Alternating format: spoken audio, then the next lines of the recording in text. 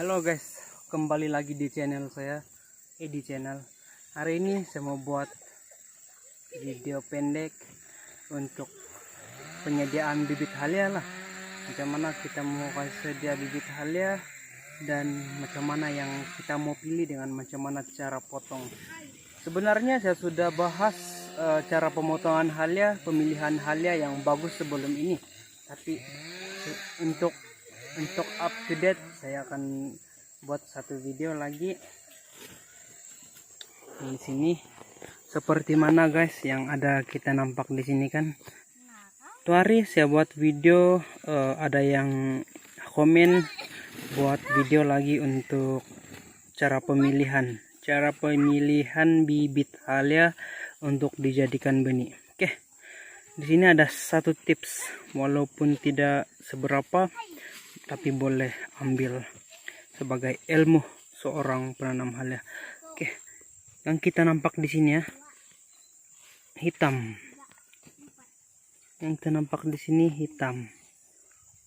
Ya, ini kita tidak boleh jadikan dia sebagai bibit halia. Sebab kenapa? Bila kita tanam halia, nanti bila sudah besar halia kita kan, dia punya benih, dia ini contohnya kita akan jadikan benih ini akan rosak, jadi dia akan sama dengan keadaan yang sekarang ini. Bagus tidak payah, jangan ambil itu, saya buang. Ini yang sama seperti yang saya katakan tadi. Oke, saya boleh buktikan. Oke, di sini ini pun tidak boleh. Kenapa? Coba kita potong sedikit. Kalau kita potong, boleh nampak kan, boleh nampak buat di sini. Tidak bagus. Ini memang tidak bagus. Tidak bagus untuk dijadikan bibit. Lokasi patah pun dia sudah masuk dalam sini, kita nampak oke juga, tapi dia sebenarnya dia sudah naik ke atas. Tapi kalau bibit untuk halia muda tidak masalah. Sebab yang pengalaman saya, dia akan kekal, dia akan tahan sampai 5 hingga 6 bulan saja, dan dia akan kembali macam ini. Kalau sudah tua dia akan jadi macam inilah, sebab dia punya benih ini tidak tahan. Oke, sekarang saya sudah sediakan benih dalam 20 karung.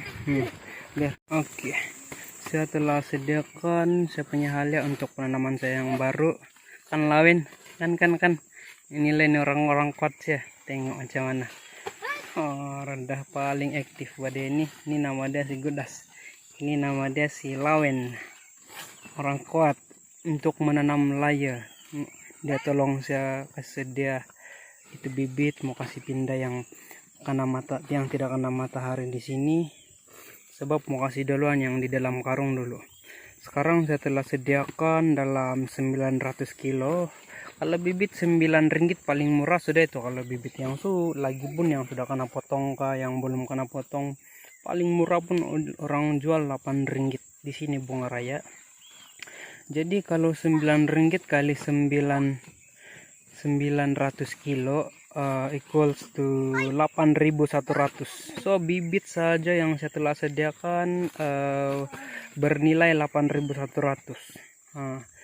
Kalau kita sudah sediakan bibit, mesti mau kena jaga sampai dapat hasil berganda. 8.100 itu bukan sedikit guys. Inilah pekerja saya yang paling bagus. Kan udah high five. Oke, yang seperti mana kita nampak di sini. Saya telah buat potongan yang besar-besar seperti mana saya telah tunjukkan di video-video sebelum ini. Saya akan pilih mata terbaik paling kurang dalam 3 yang sangat baik. Jadi kalau satu saja keberangkalian dia akan tumbuh itu kurang. Oke.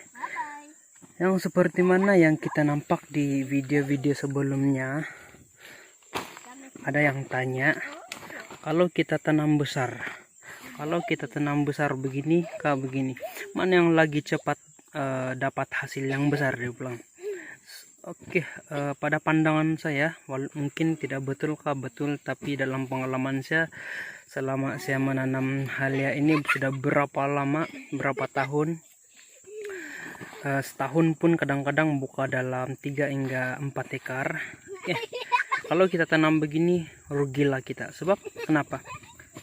Kita beli bibit, timbangan dia berat, ada baiknya kita akan potong macam ini.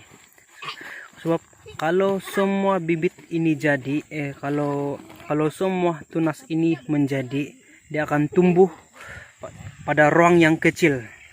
Pada ruang yang kecil, nutrien yang ibu ini kekalkan selama berapa bulan, sehingga dia akan mendapat daun yang tebal, yang banyak untuk hasilkan fotosintesis, makanan dia akan kurang. Sebab kenapa? Setiap pokok itu akan berebut nutrien masing-masing. Jadi lagi pun ruang pada halia tersebut akan menjadi kecil lah, sebab semua dia masing-masing mau hidup. Bandingkan dengan yang kecil ini, ada baiknya halia mesti tunas dia pada ruang yang kecil hanya satu saja, supaya nutrien yang dibekalkan daripada ibu ini adalah banyak dan cukup untuk satu batang sajalah. Selagi halia kita itu belum ada akar dan daun pada tunas, dia masih memerlukan nutrien pada ibu ini.